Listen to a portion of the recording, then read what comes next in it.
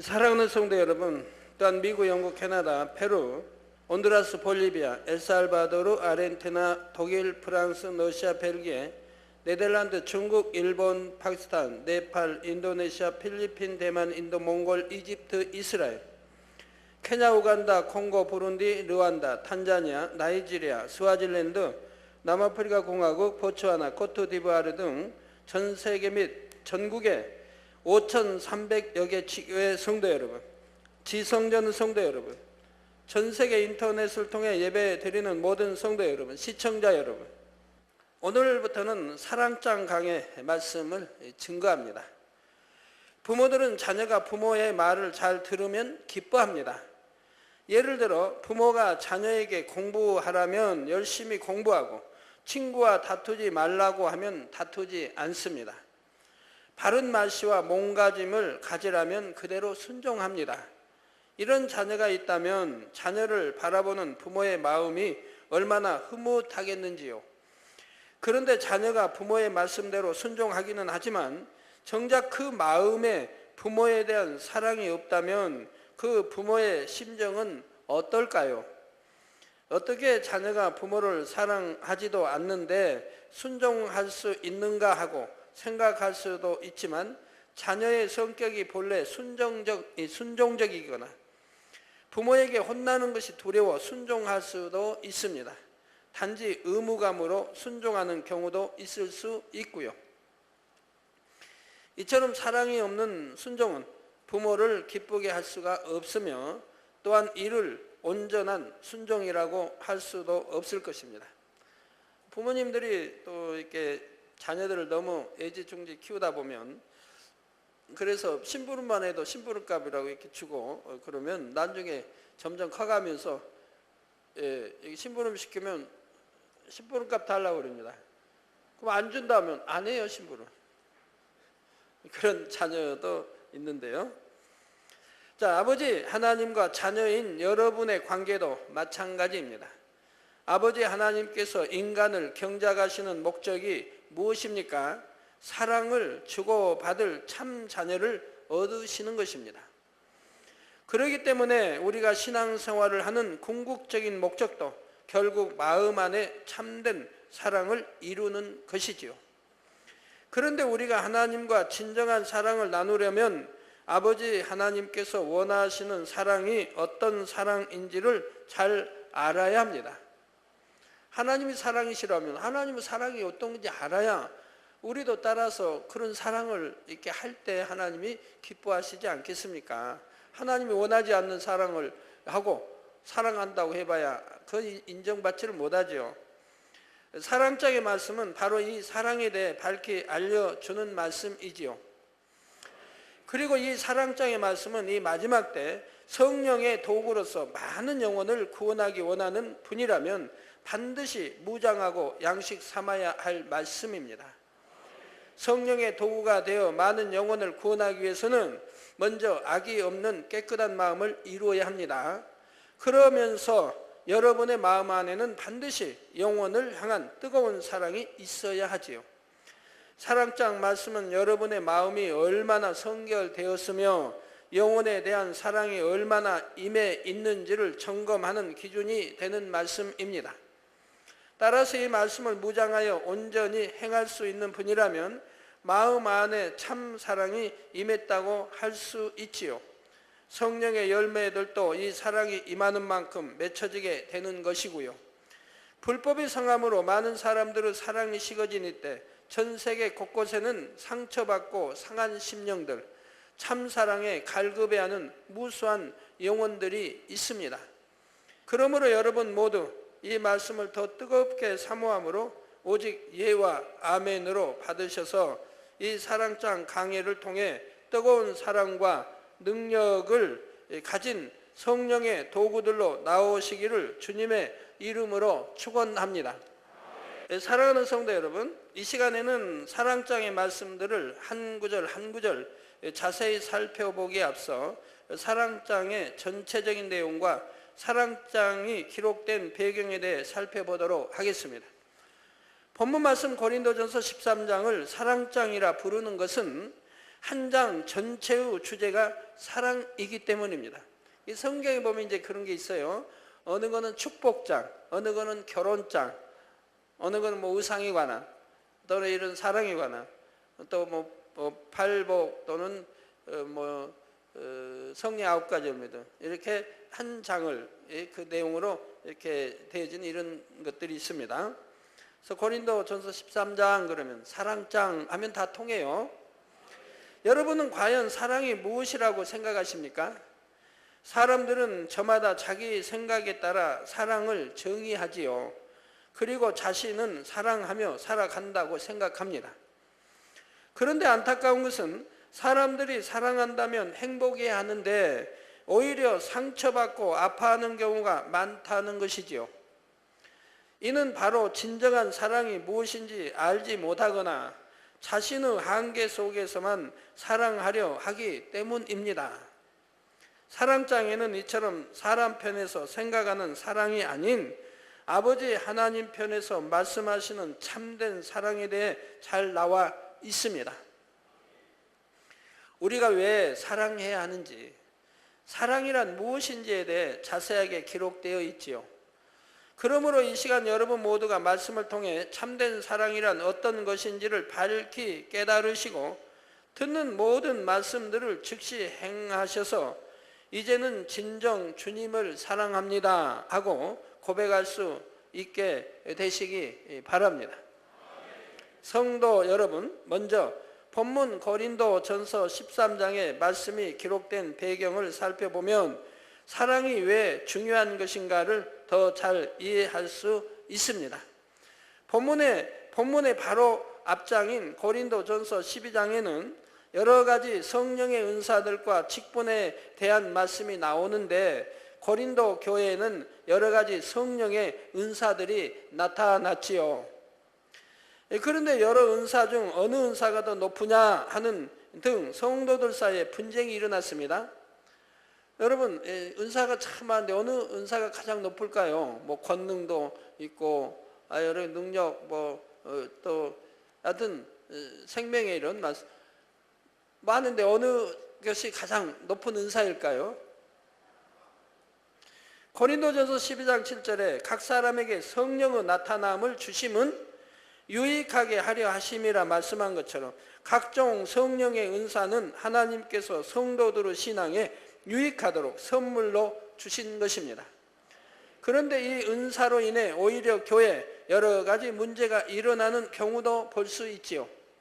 예를 들어 병 고치는 은사나 예언의 은사를 받았다면서 교회 질서를 어지럽히는 사람들이 있습니다. 마치 세상에서 주술을 행하는 이들처럼 은사를 앞세워 스스로를 높이고 돈을 요구하는 등 자신의 유익을 구해 나가는 것이지요.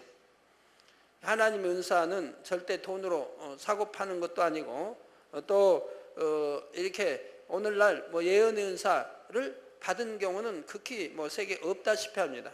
성령의 감동함으로 예언이 나올 수는 있어요.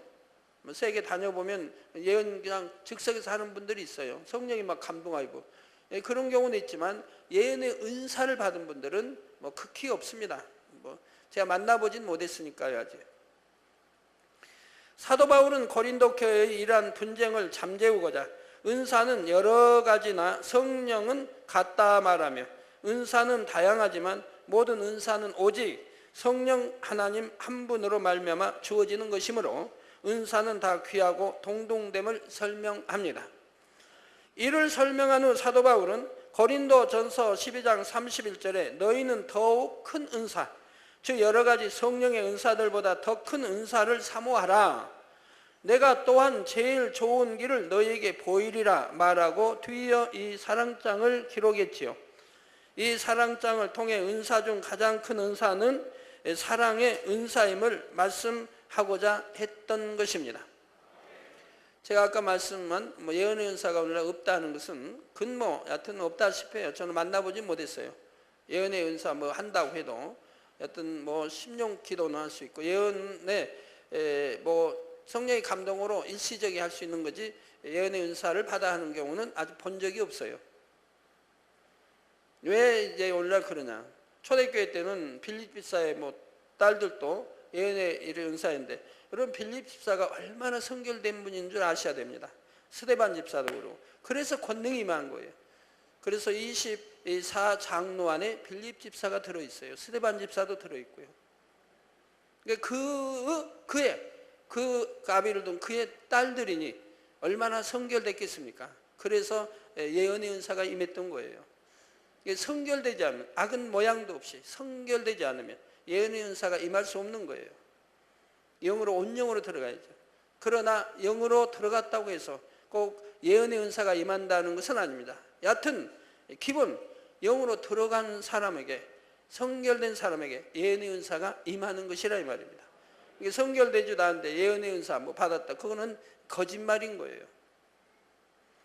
또 즉 아버지 하나님께서 교회에 다양한 성령의 은사를 주신 목적은 결국 더욱 큰 은사, 곧 사랑을 온전히 이루게 하기 위함임을 깨우쳐 주고자 한 것이지요. 교회의 성도들에게 아무리 큰 은사나 직분이 주어졌을지라도 사랑이 없고 오히려 다툼과 분쟁이 일어난다면 그 은사는 차라리 없느니만 못한 것입니다. 이처럼 교회와 성도가 신앙생활을 하며 하나님의 나라와 의를 이루는 것의 궁극적인 목적은 사랑이라는 사실입니다. 성도 여러분, 그런데 사랑에는 참 사랑만 있는 것이 아니지요. 겉보기에는 그럴듯해 보이나 실제로는 참이 아닌 가짜 사랑도 있다는 사실입니다. 한 예를 들어 시장에는 명품의 상표를 달고 있고 그 모양이 명품과 똑같아 보이는데도 실제로는 명품이 아닌 모조품들도 많이 있다고 하지요. 특히 뭐 시계라든가 뭐 화장품이라든가 고급 시계, 가짜가 얼마나 판을 칩니까? 그래서 많은 사람들이 이 모조품을 진짜 명품으로 잘못 알고 구입하는 것입니다.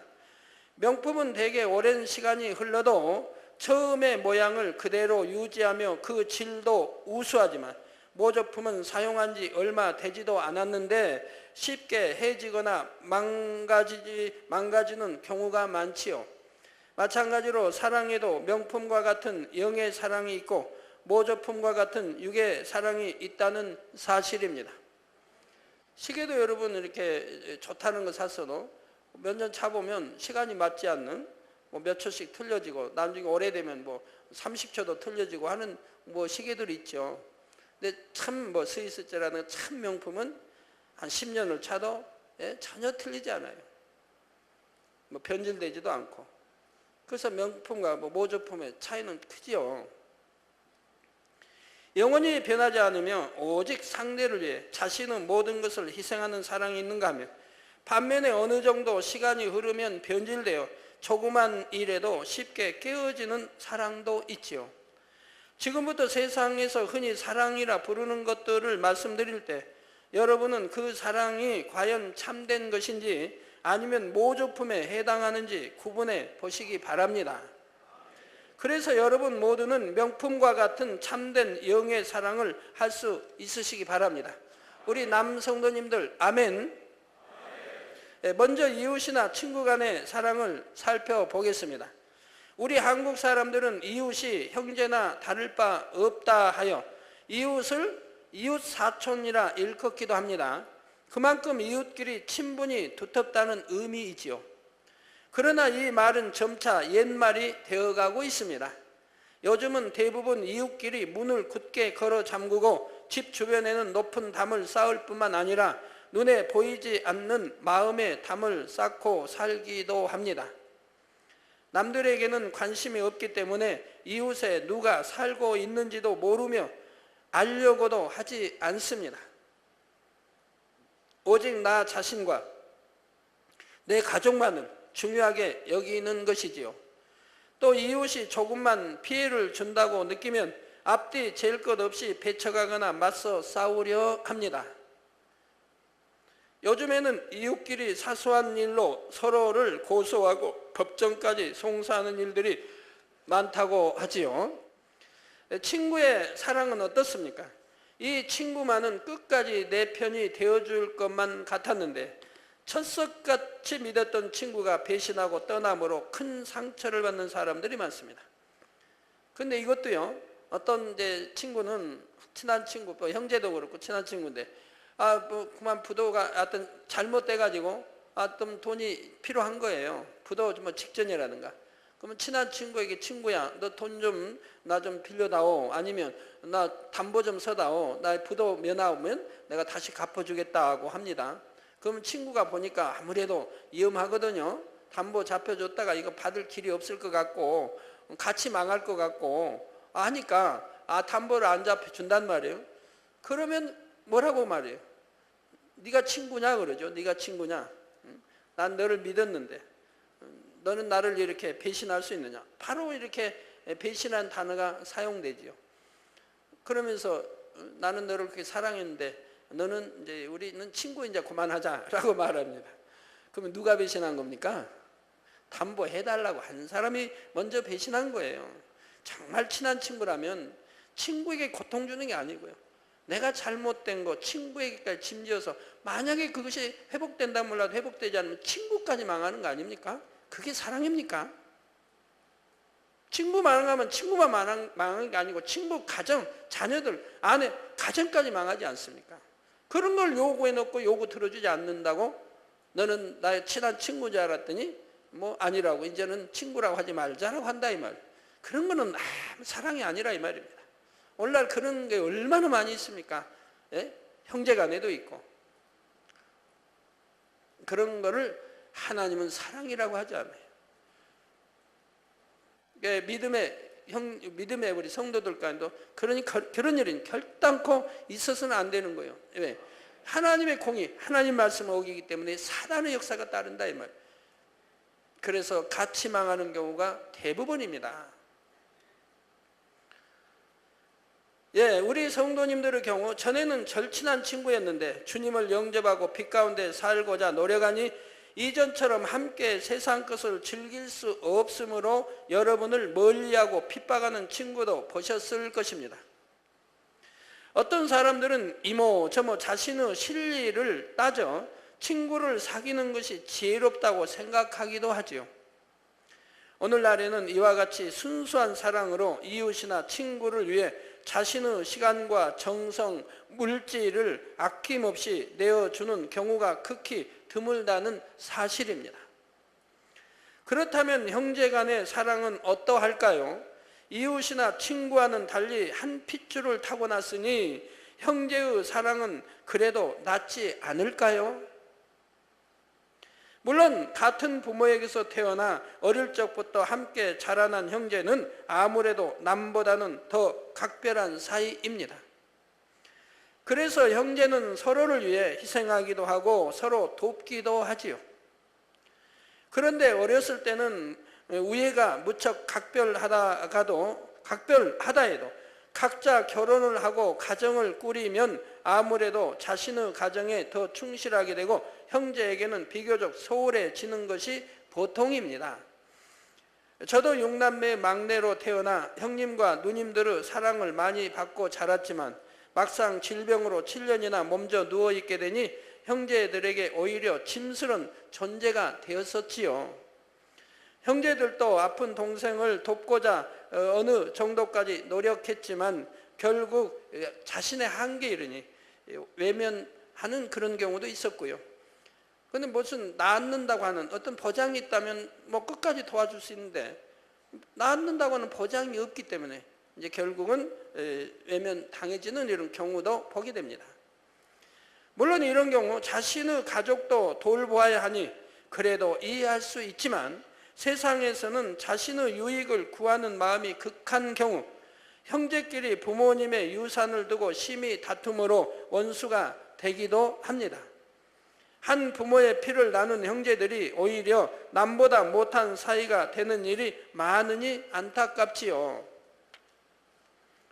유산 분배 이런 일이 일어나면 그냥 아내는 오빠 뭐하고 그렇게 사랑해요 했던 것이 어느 순간에 변해서 남편 편이 되어서 오빠와 아주 이제 적대관계, 어찌하면 좀 더 많이 끌어내고자 하는 그러한 일들이 벌어지는 것도 보게 되죠. 그렇다면 결혼하여 한 몸을 이룬 부부의 사랑은 어떨까요? 남녀가 연애할 때 보면 당신 아니면 못 산다, 언제까지나 변함없이 당신을 사랑하겠다 하는 등 온갖 달콤한 말로 사랑을 고백하고 맹세합니다. 그런데 막상 결혼하고 나면 어떻습니까? 우리 남성노님들 잘 들으세요.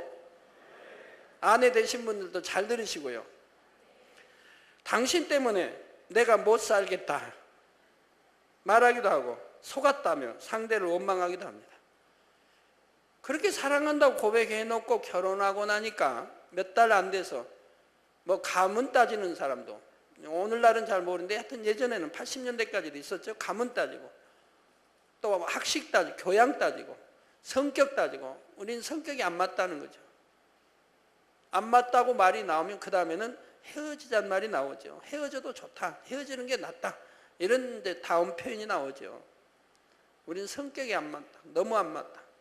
그래서 참 하나 되기 이렇게 참 어렵다라는 표현을 예사로 쓰지요.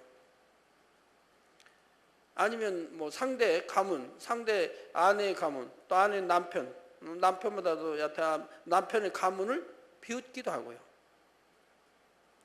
남편은 음식이 조금만 입에 안 맞아도 아내를 타박하기도 하고, 아내는 남편이 돈을 좀 적게 벌어오면 친구 누구네는 벌써 집을 산대, 좋은 차를 샀대 하며 남편을 쿡쿡 찌르기도 하고요. 친구 이웃집 누구는 진급을 했는데 당신은 언제 과장 될 거냐, 언제 부장 될 거냐. 요즘에는 한 집에 살면서도 서로 말을 하지 않고 사는 부부들도 있다고 합니다. 또 우리나라 가정폭력에 대한 공식적인 통계를 보면 배우자에 대해 폭력을 행사한 경우가 전체 부부의 절반 가까이 이른다고 합니다. 이게 폭력을 휘두른다 이 말이에요. 아내에게 폭력을 휘두른다는 거. 우리 남성들도 안 그러시겠죠? 장로님들이 그럴 리는 없고.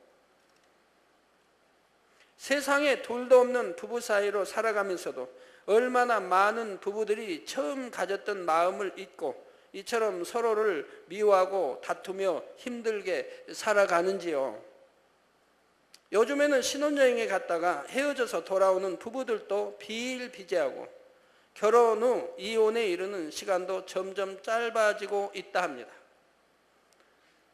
어느 부부는 신혼여행 가가지고요, 친구들이 와가지고 남편 붙들고 밤새 술 먹고 노는 거예요. 첫날 밤을 못 보낸 거죠. 그리고 신혼여행을 그렇게 보내고 왔다고 하는 사람도 전에 들어봤어요. 남편 친구들 와서 맨 남편하고 와서 먹고 놀고 그러니까 그냥 첫날 밤도 못 보내고 그렇게 속상해가지고 보따리 싸가지고 올라왔다는 거죠. 뜨겁게 서로를 사랑함으로 결혼하지만 함께 살면서 서로의 안 좋은 모습까지 보게 되고 생각이나 취향도 다름으로 사사건건 부딪히면서 사랑이라 생각했던 것이 다 식어지고 마는 것입니다. 이는 결국 그 사랑이 자신의 유익을 구하는 육적인 사랑이었음을 보여주는 것이지요. 그렇다면 그래도 이 세상에서 가장 숭고하다는 부모의 사랑은 어떨까요? 자신이 좋은 것을 먹고 입으려 하기보다 자녀에게 먼저 주기 원하는 것이 부모의 마음입니다. 그런데 부모가 이처럼 자기 자신보다 자녀를 먼저 생각한다 하는 마음 한편에는 대개 자신의 유익을 구하는 마음이 있지요. 자식을 사랑한다면 자기 유익을 구하지 아니하고 진정 자식을 내 생명도 줄 수 있고 이렇게 할 수 있는 사랑이 참 영적인 사랑인데, 키울 때 열심히 키운 것 같은데 나중에 보면 자기 유익을 구해서 자기 영광을 위해서 자녀를 키운 부모들이 얼마나 많은지요. 예를 들어 부모들은 자녀에게 무엇을 강요하면서 다 너 잘되라고 그러는 거야 하고 말하지만 사실은 자신의 만족을 채우거나 자랑하기 위해 자신의 뜻대로 자녀를 이끌려는 경우가 많습니다. 그러니 자녀가 진로나 결혼을 선택함에 있어서 부모의 뜻과 반대되는 것을 선택하기라도 하면 심히 반대하기도 하고 실망스럽다 말하기도 하고, 또 제가 예전에 표현했던 너를 낳고 내가 미역국을 먹다니 이런 아주 극단의 표현도 하기도 하고요. 내가 너를 위해 이마만큼 희생했는데 그것을 알아주지 않고 오히려 무시한다는 것입니다. 이것은 결국 자녀를 위한 헌신과 희생이 대가를 바라는 조건적인 사랑이었음을 말해주는 것입니다. 또한 요즘에는 자녀보다는 자신의 인생을 더 중요하게 생각하므로 자녀를 버린다든가 이혼하는 부모들도 많습니다. 자신이 낳은 아이를 죽이는 끔찍한 일들도 있고요. 그런데 혹시 이 말씀을 들으시고 그렇다면 이웃이나 친구, 가족 간의 사랑은 모두 헛되고 무익하니 사랑할 필요가 없다는 것인가 하고 오해할 분이 계신지요? 물론 그런 것이 아니지요. 하나님을 참으로 믿는 하나님의 자녀들은 이웃이나 친구, 가족을 사랑합니다. 하나님께서 주신 십계명을 보면 하나님께 대한 계명 4가지 바로 다음에 나오는 것이 바로 내 부모를 공경하라는 계명입니다. 에베소서 5장 33절에는 각각 자기의 아내 사랑하기를 자기같이 하고 아내도 그 남편을 경외하라. 아내가 남편을 경외하지 못하면 영적인 사랑 줄 수가 없습니다. 남편을 경외해야죠. 또 아내도 마찬가지. 아내를 내 몸같이 사랑하라는 거예요. 서로가 이렇게 사랑을 해야지. 한쪽만 사랑하고 한쪽은 사랑만 받고 안 주면 그거 안 되죠. 나도 아내를 사랑하고 내 몸처럼 아내도 남편을 경외한다면 당연히 잘 섬길 거 아니겠습니까? 이런 부부가 되어야 영적인 부부, 행복한 부부가 되죠. 그래서 각각 자기의 아내 사랑하기를 자기같이 하고 아내도 그 남편을 경외하라. 마태복음 22장 39절에는 하나님을 사랑하는 것 다음으로 가장 큰 계명이 바로 내 이웃을 내 몸과 같이 사랑하는 것이라 말씀하셨습니다. 내 이웃을 내 몸과 같이 사랑하라. 그러므로 하나님의 자녀는 신앙생활을 한다고 해서 가족 등 주변 사람들에게 소홀한 것이 아니라 누구보다 참된 사랑을 베풀어야 하지요. 이 땅의 삶을 위해 당장 눈앞에 유익만을 주는 것이 아니라 영혼을 구원으로 이끌므로 영원한 생명을 주는 영적인 사랑을 해야 하는 것입니다. 이런 사랑에 대한 이야기를 하나 들려드리겠습니다. 열심히 신앙생활을 하는 한 여집사님이 있었는데 이분의 남편은 교회에 나가지도 않고 오히려 교회에 나가는 아내를 핍박했습니다. 무슨 일만 있으면 아내가 교회에 나가는 것을 트집 잡고 아내를 못 살게 굴었지요. 그러던 어느 날 이 아내는 새벽 기도에 나가기 시작했는데 그 품속에 늘 남편의 신발을 안고 갔습니다.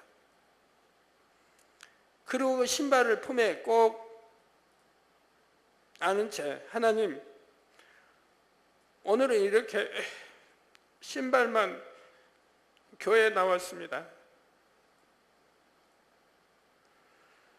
다음에는 이 신발 주인도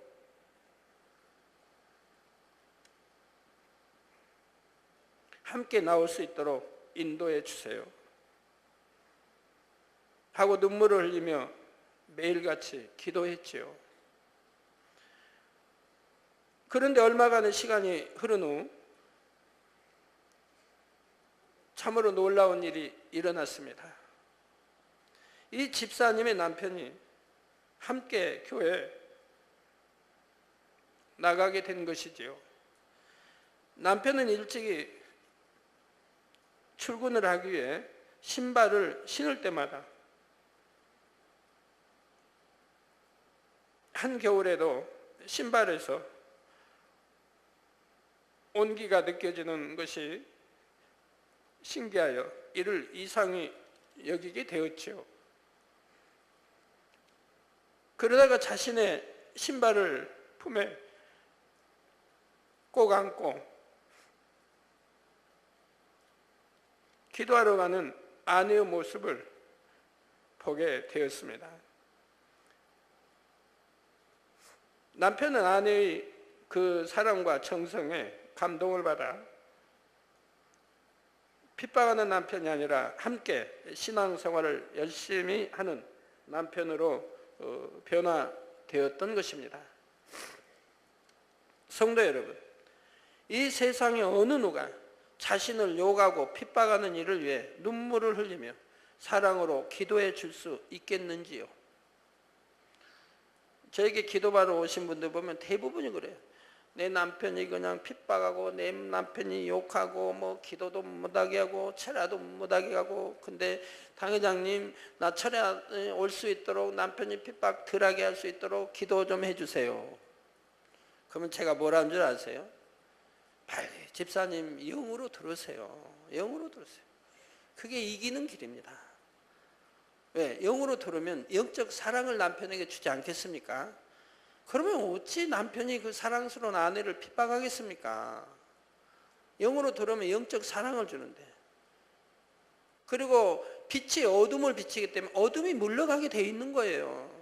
영으로 들어가면 아내가 빛이 돼버리니까, 남편은 어둠이니까 어둠이 물러가요. 그냥 핍박하지 못해요. 오히려 변화되죠. 감동함을 입고.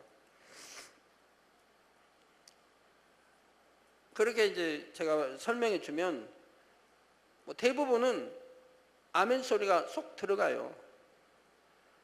당회장님 아멘 그렇게 하겠습니다 하는 분은 별로 없어요. 제 말이 마음에 쏙 안 들었나 봐요.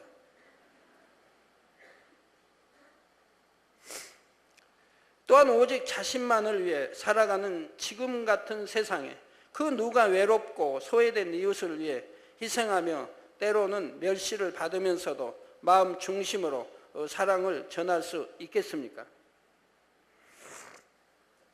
바로 우리 주님으로부터 참 사랑을 받고 배운 하나님의 자녀들이 할 수 있는 것이지요. 여러분 중에는 주님을 알기 전 육적인 사랑으로 인해 아픔을 느껴본 경험을 가진 분들이 계실 것입니다. 그런데 여러분이 그 헛된 사랑에 아파하고 외로워할 때 위로해 주시고 친구가 되어 주신 분이 한 분 계시지요. 누구이십니까? 바로 우리 주님이시지요. 이사야 53장 3절에 보면 그는 곧 예수님은 멸시를 받아서 사람에게 실어버린 바 되었으며 간고를 많이 겪었으며 질고를 아는 자라. 마치 사람들에게 얼굴을 가리우고 보지 않음을 받는 자 같아서 멸시를 당하였고 우리도 그를 귀히 여기지 아니하였도다 했습니다. 우리 예수님은 아무 허물이 없으심에도 이처럼 사람들에게 외면당하고 멸시를 받으셨지요. 또 예수님은 많은 간고 곧 가난함과 고생스러움을 겪으셨습니다. 질고 곧 질병의 고통도 너무나 잘 아시지요. 그래서 그 누구보다도 우리 인생들의 마음을 잘 아시며 이해하신다는 사실입니다.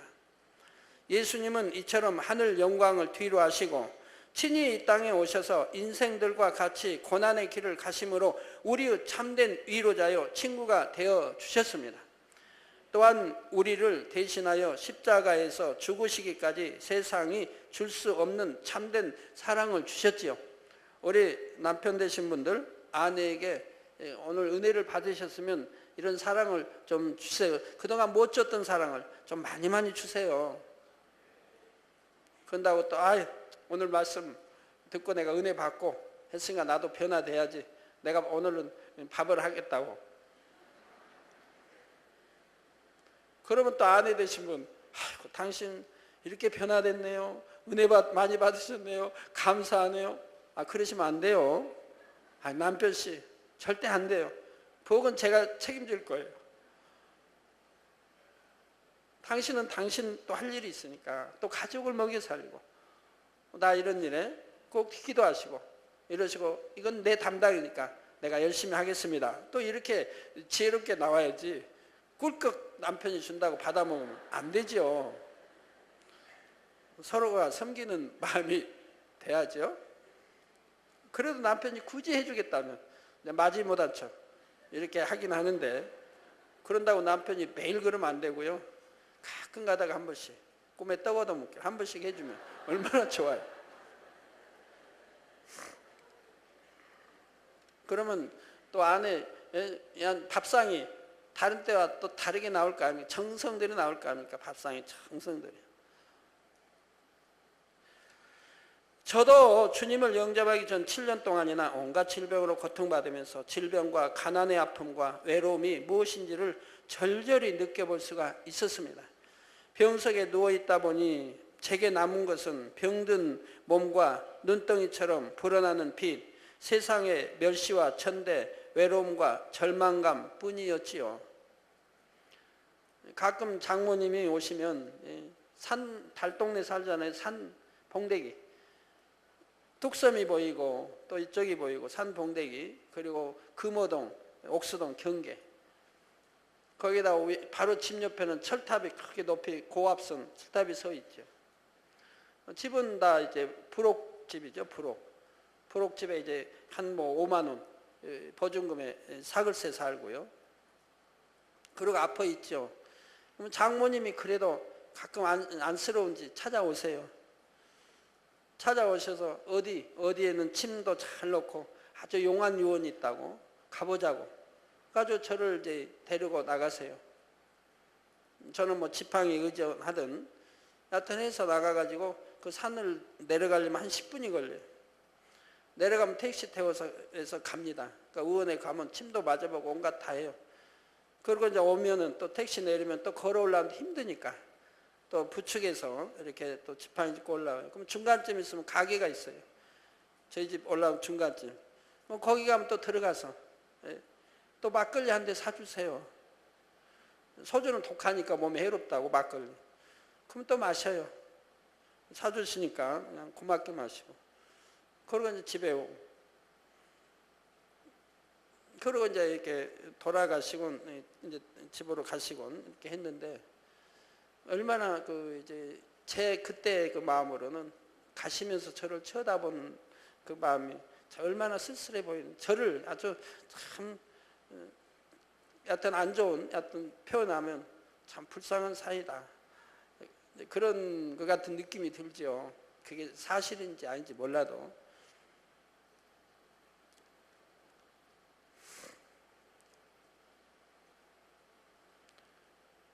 그래도 보면 그렇게 미워해도 보면 와서 한 5천 원이라도, 또 우리 이정선 권사님 오시면 한 5천 원, 10,000원 내놓고 가면 그때는 그 돈이 얼마나 저에겐 큰지요. 쌀도 매일매일 뭐 그냥 간신히 팔아 먹어야 되는데 하루 이틀분 사서 먹는데 5천 원, 1,000원이 얼마나 큰지 몰라요. 그럼 안 좋아도, 저를 안 좋게 봐도 그냥은 못 가죠. 오시면 그래도 5천 원 아니면 10,000원이라도 이렇게 내놓고 가시거든요. 그러면 그걸로 또 며칠 쌀을 먹을 끼니가 되죠.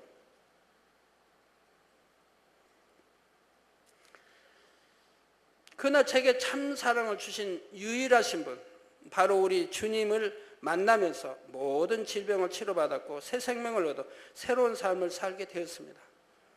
그럼 우리 주님은 주님의 유익이래. 저를 이렇게 고쳐주신 것도 아니고 주님의 유익만으로 나를 사랑하라 하신 것도 아닙니다.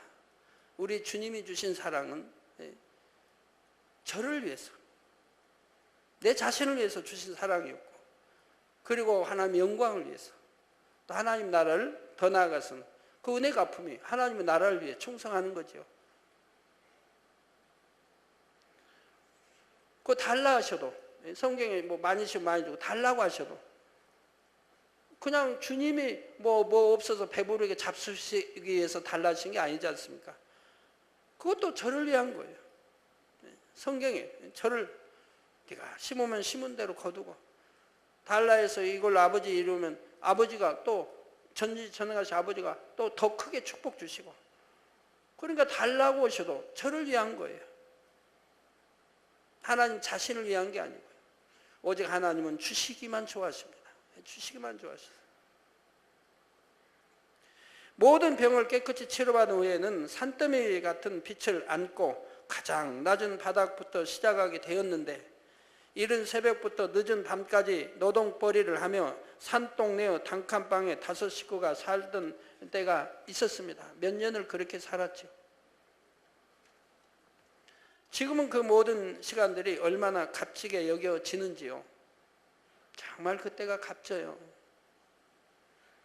저는 어려서 농촌에 산 게 얼마나 감사한지 몰라요. 농촌에 살아서 보릿고기도 맛보았고, 쑥 뜯어서 어머니, 또 저도 어머니 도와주기 위해서 쑥 뜯으러 다녔어요. 쑥이 이렇게 오늘 아침에 너나 뜯어가니까, 뜯어가면 이제 뭐 뿌리하고 좀 있죠. 그것도 또 뜯어요. 그거 뜯어다가 국 끓여 먹고 죽 써 먹고요. 무궁화의 이파리, 무궁화, 우리나라 이제 무궁화, 그 이파리 참 두껍습니다. 그 진드기가 얼마나 붙어 있는지요. 진드기가. 그 당시 약이 없으니까 그냥 무궁화 이파리 진드기. 저희 집에는 무궁화 나무가 여러 그루 있었는데 그 진드기만 붙어. 그래도 상관없이 그 무궁화 잎 따가지고 씻어서 그거 국 끓여 먹고 죽 써 먹어요.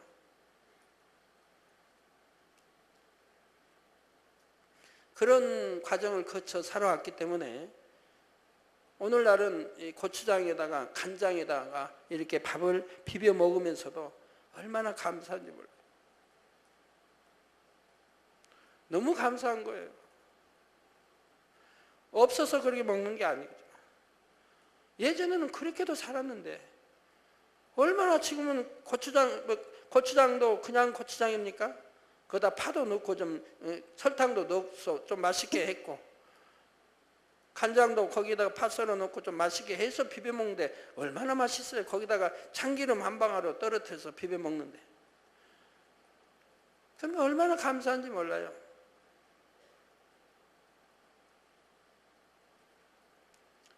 그래서 한 번도 거기에 대해서 싫다 해본 적 없어요.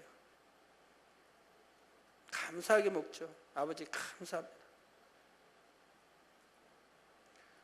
그리고 이렇게 먹어서 이것이 모두어서 내가 좀 선교할 수 있고 구제할 수 있다면 감사한 것이고, 또 이것이 하늘나라의 상달이 돼서 아버지가 이 재단에 이제 축복 주시면 이걸 면할 때가 곧 올 터이니 또 감사하고, 우리 구역장님들이 또 목자를 사랑하게 이제 열심히 이렇게 열매 내서 이 때가 빨리 면해질 것도 생각하니까 감사하고요. 그러면 모든 것이 하나님 앞에 감사 조건밖에 없어요. 그래서 이래도 감사, 저래도 감사, 이래도 눈물, 저래도 눈물, 아버지만 생각합니다.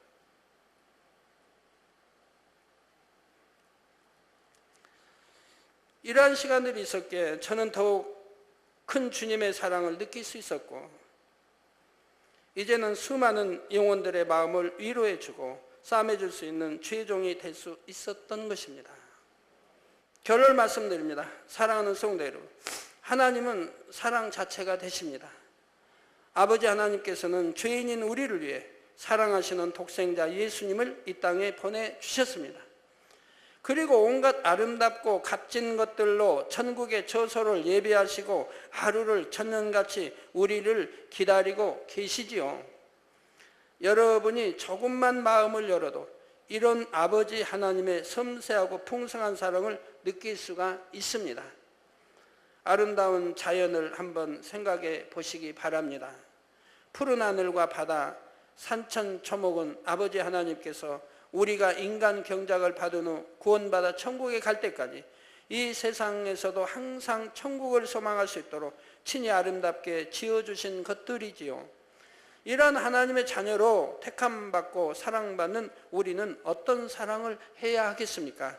자신의 유익에 맞지 않으면 변질되는 썩어질 헛된 사랑이 아닌 영원하고 참된 사랑을 해야 하지요.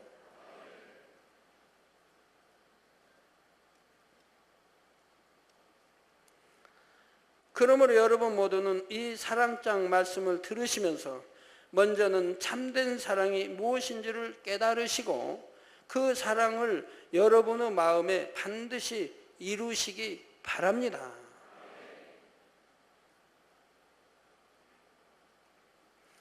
그래서 여러분 모두가 저 천국에 이르러서는, 물론 천국에 갈 때까지 이 땅에 사는 동안에도 하루하루 아버지 하나님과 참된 사랑을 나누는 사랑스러운 자녀들이 다 되시기를 바랍니다. 또한 성령의 도구가 되어 이 마지막 때 많은 영혼들을 구원으로 이끄시며 이웃을 내 몸과 같이 사랑하는 감동의 삶을 사시기를 주님의 이름으로 축원합니다.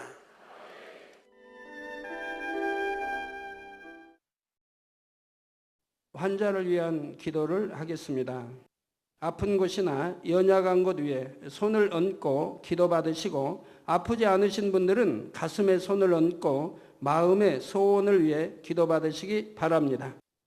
전지전능하신 하나님께서는 시공을 초월해 역사하십니다. 하나님께서는 여러분의 믿음대로 역사해 주십니다.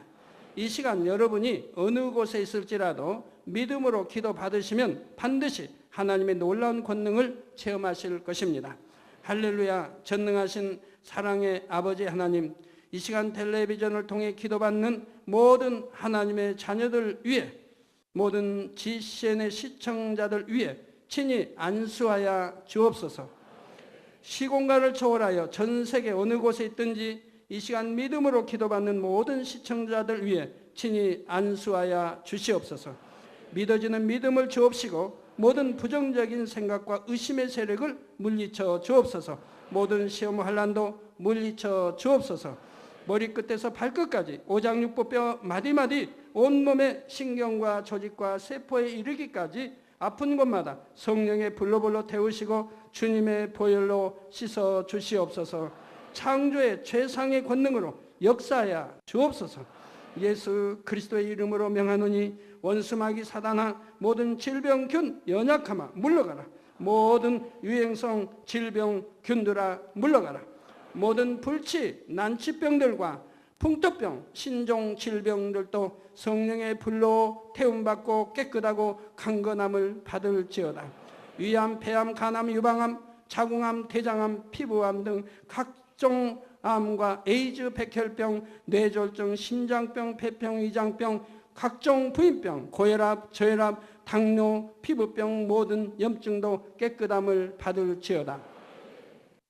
소아마비, 중풍, 관절염, 디스크도 온전함을 입으며 요통두통, 신경통을 비롯한 모든 통증은 사라질지어다. 각종 사고의 후유증도 깨끗하고 온전함을 받으라. 감기, 몸살, 독감, 갑상선 질환도 성령의 불로 태움받고 깨끗함을 받을지어다. 간질, 자폐증, 우울증, 노이로제 등 모든 정신질환도 물러가라. 마음에서 어둠이 물러가고 기쁨과 평안이 임할지어다. 아버지 하나님, 창조의 최상의 권능으로 역사하사 연약한 것마다 온전케 하여 주시옵소서. 모든 마비된 것도 풀어지고 안진뱅이는 걷고 뛸지어다. 잘 안 보이는 눈은 잘 보이라. 잘 안 들리는 귀는 잘 들릴지어다. 소경은 눈을 뜨고 기머거리는 들으며 벙어리는 말할지어다. 잉태하지 못하는 자에게 잉태의 축복을 주시고 부러진 뼈도 붙여주시며 화상 입은 것도 온전케 하여 주시옵소서. 마약을 비롯하여 각종 약물과 독극물에 중독된 것도 성령의 불로 태워 깨끗게 하여 주옵소서. 죽은 자가 살아나며 죽은 신경과 세포가 살아나게 하옵소서. 모든 어둠이 물러가며 모든 악기도 나가게 하여 주시옵소서. 예수 그리스도의 이름으로 명하노니 원수마귀 사단아, 하늘 공중 곳에 잡은 악의 영들아 물러가라. 그의 사자들도 물러갈지니라. 이 땅의 악한 영, 더러운 영, 거짓되고 간사한 영, 이간질하고 미혹하는 모든 어둠들은 물러가라. 모든 흉악의 결박을 풀고 어둠아 물러가라. 빛이여 임하라.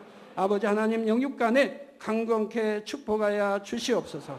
부르짖어 기도할 수 있는 능력을 주시고 죄를 버리고 성결될 수 있는 능력을 주옵소서. 영혼이 잘됨같이 범사에 잘되게 하시고 마음의 소원에 응답하시고 간구와 기도에도 응답하여 주옵소서. 믿음, 소망, 사랑이 더하게 하시며 가정의 복음화도 이루어 주옵소서. 모든 사고와 재앙으로부터 지켜주시고 불통이 없는 형통한 삶을 살 수 있도록 축복해 주옵소서. 성령의 불담으로 천군 천사와 주님의 불꽃 같은 눈동자로 모든 하나님의 자녀들과 가정일터 사업들을 지켜 주옵소서. 들어도 나가도 복받으며 구워줄지언정 꾸지 않은 축복을 주시기 원합니다. 지혜와 명철을 주시고 성령의 감동감화 충만함을 입게 하옵소서. 모든 주의 종들과 일꾼들에게 능력 주셔서 사명 감당 잘하게 하시고 교회마다 크게 부흥하는 역사가 일어나게 하여 주옵소서. 하나님의 자녀들이 먹으나 입으나 마시나 무엇을 하든지 하나님 앞에 영광 돌리는 삶이 되게 하여 주옵소서. 나는 만났노라, 체험했노라, 응답받았노라, 축복받았노라 간증하는 입술이 되게 역사하여 주시기 원합니다. 아버지 하나님 감사합니다. 홀로 영광 받으옵소서. 우리 주 예수 그리스도의 이름으로 기도하옵나이다. 아멘.